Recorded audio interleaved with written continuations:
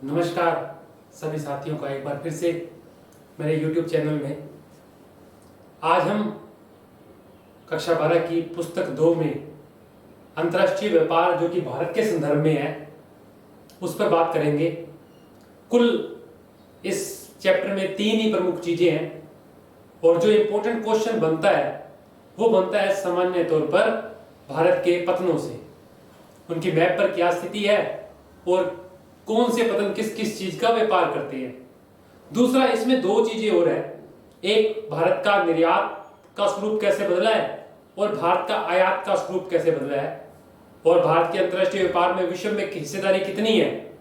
इन सब बिंदुओं पर बात करेंगे इस चैप्टर में। तो शुरू करते हैं अंतर्राष्ट्रीय व्यापार भारत के संदर्भ में। तो अंतर्राष्ट्रीय व्यापार या व्यापार की बात करें तो हम पहले भी पढ़कर आए हैं पिछले वीडियोस में कि व्यापार जो है वो वस्तुओं या सेवाओं का अपनी इच्छा के अनुसार आयात व निर्यात जो होता है वो व्यापार कहलाता है। उसका क्रय या विक्रय सामान्य तौर पर व्यापार की श्रेणी में आता है। व्यापार में अगर हम विश्व व्यापार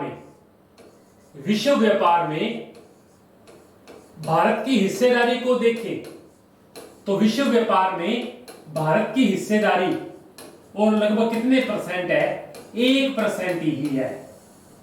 तो विश्व व्यापार में भारत 1% हिस्सेदारी रखता है और इसके 2 स्वरूप है। अगर पिछले कुछ दशकों में बात करें तो भारत में निर्यात का स्वरूप कैसा है, यानी हमने किन किन वस्तुओं का निर्यात किया है, और दूसरी चीज है हमने किन किन वस्तुओं का आयात किया है। तो आयात का स्वरूप कैसा है या इसका संगठन कैसा है, पहले इन 2 बिंदुओं पर बात करेंगे।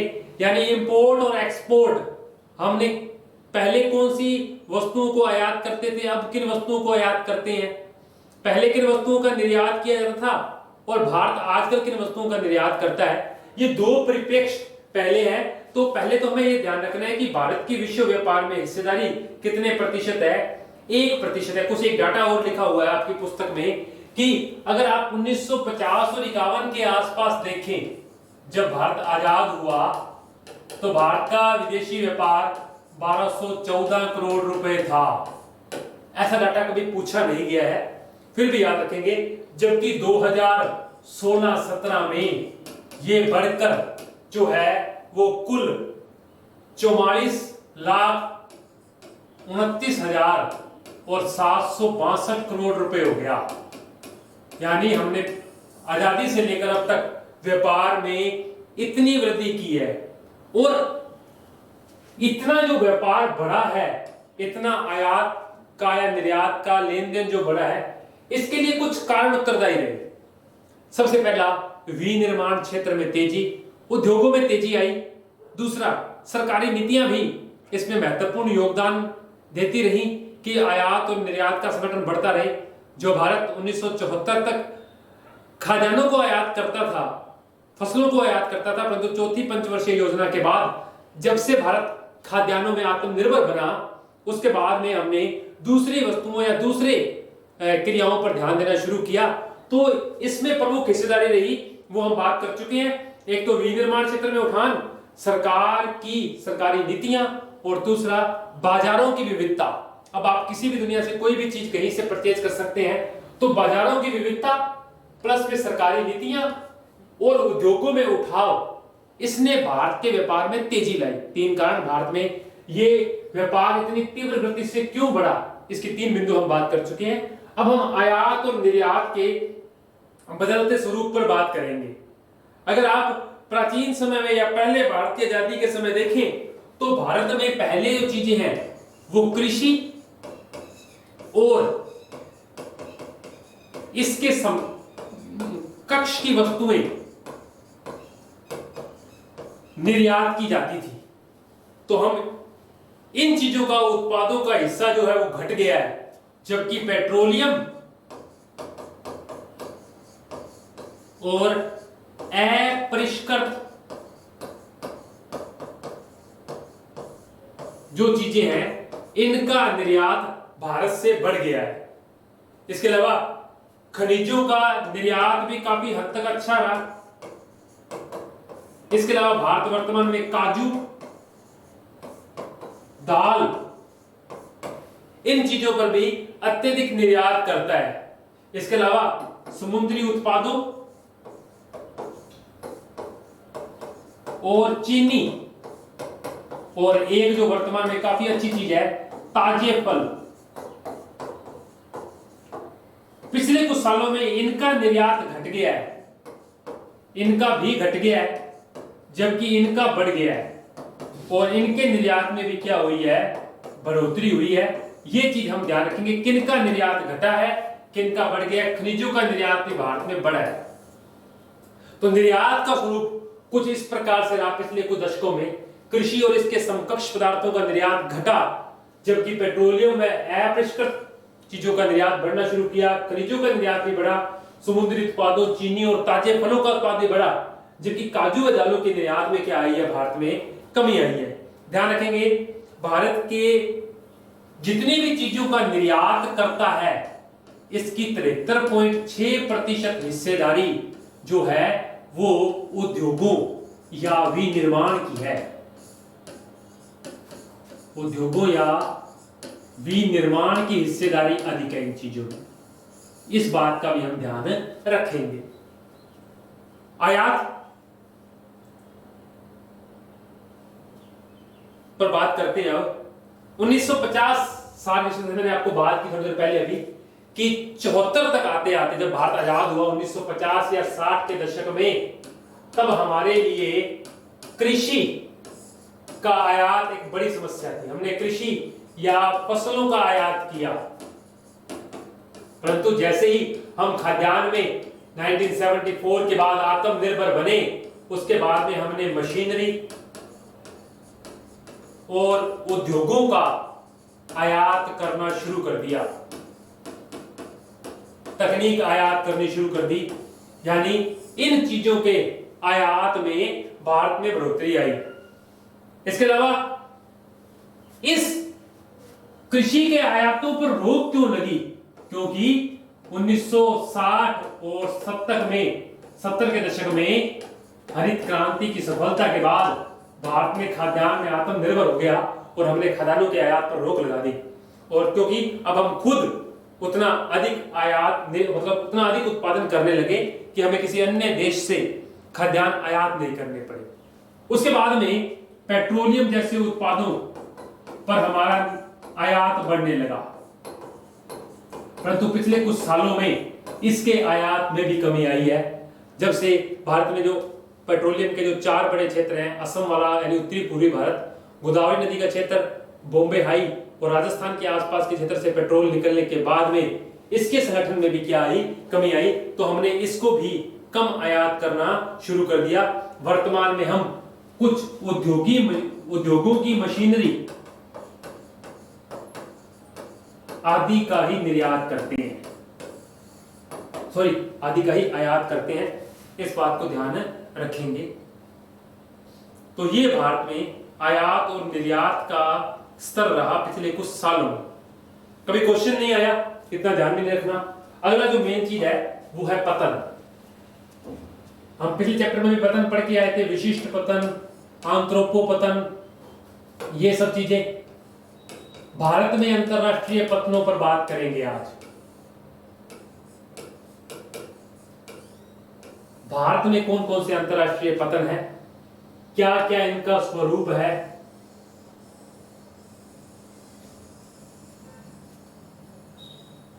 और ये कुल कितने कितने हैं। कुल भारत के अंदर अगर हम बात करें तो लगभग 12 बड़े बंदरगाह हैं जो भारत के विदेशी व्यापार को संभालते हैं। तो 12 बड़े बंदरगाहों पर बात करेंगे। इसी के साथ भारत में जो छोटे बंदरगाह हैं ये लगभग 200 के आसपास है। 200 के आसपास छोटे बंदरगाह और 12 भारत में बड़े बंदरगाह हैं जो भारत में व्यापार को संभालते हैं। चलिए इन पर बात करते हैं, कैसे कैसे ये पतन कौन कौन से हैं। सबसे पहला बंदरगाह है कच्छ की खाड़ी के मुहाने पर स्थित कांडला, और कांडला पतन वर्तमान में कहां है? गुजरात में है। कांडला पतन का विकास भारत में आजादी के बाद हुआ। जब 47 में भारत पाकिस्तान के विभाजन के बाद कराची जो पोर्ट है वो पाकिस्तान चला गया, तो मुंबई पतन के भार को कम करने के लिए भारत सरकार ने गुजरात में कच्छ की खाड़ी पर एक नए बंदरगाह का निर्माण किया, जो कि कांडला बंदरगाह गुजरात में है। इसी प्रकार दो बंदरगाह हैं। मुंबई का बंदरगाह भारत का सबसे बड़ा पतन यही है, और कौन से राज्य में है? महाराष्ट्र राज्य में है। और इसी के साथ मुंबई पतन के भार को कम करने के लिए अजंता की गुफाओं के पास या नहावा शेवा की पहाड़ियों में एक नया पतन बनाया गया, जवाहरलाल नेहरू। जवाहरलाल नेहरू पतन यह भी मुंबई पतन के भार को कम करता है, और अब महाराष्ट्र में है, और भारत का सबसे बड़ा कंटेनर पोर्ट यही है। उसके बाद आप थोड़ा दक्षिण में जाएंगे तो गोवा के अंदर आएगा मार्मागांव। मार्मागांव पतन गोवा में जापान को लोहे अयस्क के निर्यात के लिए प्रसिद्ध रहा मार्मागांव। उसके बाद में कर्नाटक का एक पतन मंगलोर,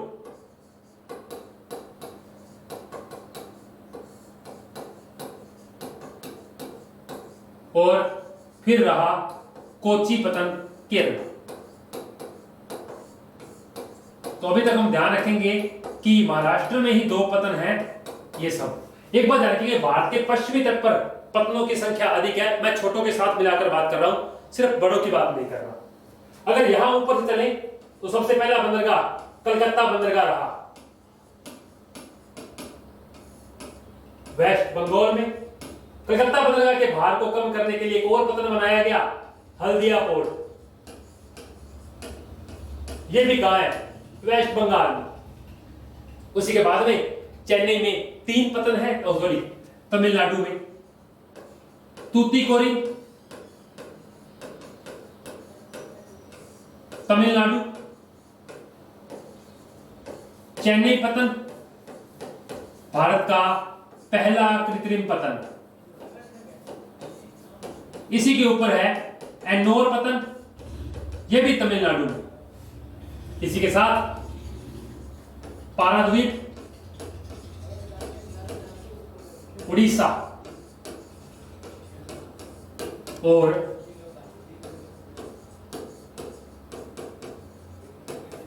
विशाखापट्टनम का पतन आंध्र प्रदेश में। कुछ ये पतन यहां स्थित है। भारत में कुल ये 12 बड़े पतनों की हमने बात की कि कौन कौन से 12 बड़े पोर्ट रहे भारत के अंदर। तो ध्यान रखेंगे, तमिलनाडु में 3 पोर्ट है, वेस्ट बंगाल में 2 है, और महाराष्ट्र में भी 2 पतन है। कुछ बातें और, मुंबई पतन भारत का सबसे बड़ा पतन है, और जवाहरलाल नेहरू विशालतम कंटेनर पोर्ट है, जबकि चेन्नई का पतन एक कृत्रिम पतन है।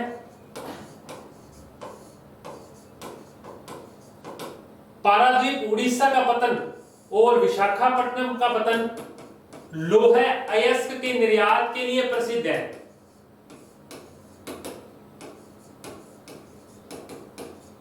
जबकि मार्मागांव का पतन भी जापान को, देश ध्यान रखेंगे, जापान को लोहे अयस्क के निर्यात के लिए प्रसिद्ध रहा।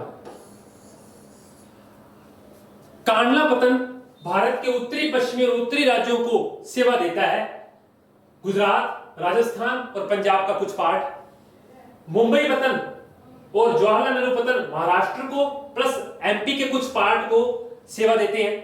मार्मागांव गोवा और उसके आसपास के भागों को सेवा देता है। मंगलोर का पतन कर्नाटक में है सिर्फ, कोची का पतन केरल, तमिलनाडु और दक्षिणी कर्नाटक के हिस्सों को सेवा देता है। ये तीनों पतन चेन्नई के आसपास या तमिलनाडु के आसपास के क्षेत्र को सेवा देते हैं। विशाखापट्टनम पतन आंध्र प्रदेश और तेलंगाना को सेवा देता है, जबकि पारादीप उड़ीसा का पतन उड़ीसा, छत्तीसगढ़ और झारखंड के कुछ पार्टों को सेवा देता है। ये दोनों पोर्ट पूरे उत्तरी पूर्वी भारत को प्लस पश्चिम बंगाल, बिहार और उत्तर प्रदेश के राज्यों को सेवा देते हैं। तो ध्यान रखेंगे कुल ये भारत में 12 बड़े पतन है। इनके बारे में कुछ छोटी मोटी बातें और हैं, उस पर बात करते हैं। तो हमने बात की कि कांडला पतन जो है इसका निर्माण विभाजन के बाद हुआ। दूसरा, मुंबई पतन के भार को कम करने के लिए इसका निर्माण किया गया। वर्तमान में पेट्रोलियम उत्पादों के लिए प्रसिद्ध है ये, और देश के उत्तरी पश्चिमी भागों को ये क्या देता है, सेवा देता है। गुजरात में है। फिर मुंबई पतन महाराष्ट्र में स्थित है। अच्छा, मुंबई पतन देश का सबसे बड़ा पतन है। ये पूरे पश्चिमी यूरोप वाले हिस्से को इस भारत से जोड़ता है, दक्षिणी पूर्वी एशिया से जोड़ता है। एक बड़ा बंदरगाह है, कुल मिलाकर लगभग 10 से 20 किलोमीटर की लंबाई में और लगभग 6 से 10 किलोमीटर की चौड़ाई में फैला हुआ है मुंबई पतन। और मुंबई पतन के भार को कम करने के लिए जवाहरलाल नेहरू पतन का निर्माण किया गया। एक अनुषंगी पतन है, सैटेलाइट पतन है, और भारत का विशालतम कंटेनर पोर्ट यही है। इसके बाद में मार्मागांव, ध्यान रखेंगे, जुआरी नदी के किनारे पर बना हुआ है। जुआरी नदी के किनारे पर बना हुआ है मार्मागांव पोर्ट। उसके बाद में न्यू मंगलोर पतन हमने बात कर ही ली है, मंगलोर में है। अच्छा, एक बात, जो कोच्चि पतन है वो वेम्बनाड झील के मुहाने पर है, वेम्बनाड झील के किनारे पर है। इस झील को अरब सागर की रानी कहा जाता है, द क्वीन ऑफ अरेबियन सी। इसके मुहाने पर स्थित है कोच्चि पतन। उसके बाद में कलकत्ता हुगली नदी पर स्थित है, परंतु कलकत्ता बंदरगाह का पारादीप और विशाखापट्टनम बंदरगाह बनने के बाद कुछ हद तक भार कम हो गया है। बाकी इसके निर्माण के लिए हल्दिया बंदरगाह इससे ऊपर बनाया गया है। अच्छा, कलकत्ता बंदरगाह अंदर की तरफ लगभग 180 किलोमीटर नहर के द्वारा जुड़ा हुआ है, और इसी प्रकार हल्दिया बंदरगाह 135 किलोमीटर के आसपास नहर से है, वो तट से जुड़ा हुआ है। दोनों चीजें हम ध्यान रखेंगे। फिर तूतीकोरिन, और ये प्रमुख पतन है। एनोर पतन का निर्माण चेन्नई पतन के उत्तर में 25 किलोमीटर दूर करवाया गया, और ये भारत का एक कृत्रिम पतन है जिसे पहाड़ियों को काट कर बनाया गया है। ये भारत के 12 बड़े पतन थे जो अंतरराष्ट्रीय व्यापार में भारत के साथ चलते हैं। मैप को ध्यान रखेंगे, मैप का प्रश्न आएगा। ये हमारा एक और पार्ट जो है, 9वां चैप्टर जो है, 11वां चैप्टर जो है अंतरराष्ट्रीय व्यापार, ये पूरा होता है। हमारा दोनों पुस्तकों के अंदर जनसंख्या, व्यापार और मानव बस्ती और एक पर्यावरण प्रदूषण का कार्य पूरा हो चुका है। हमारा दोनों पुस्तकों में कृषि, उद्योग, खनिज और भारत में एक स्पेशल टॉपिक जल संसाधन या भूमि संसाधन पर बात बाकी है। उनकी वीडियो जल्दी आपके सामने उपलब्ध होगी। चैनल को लाइक करेंगे और सब्सक्राइब करेंगे। धन्यवाद।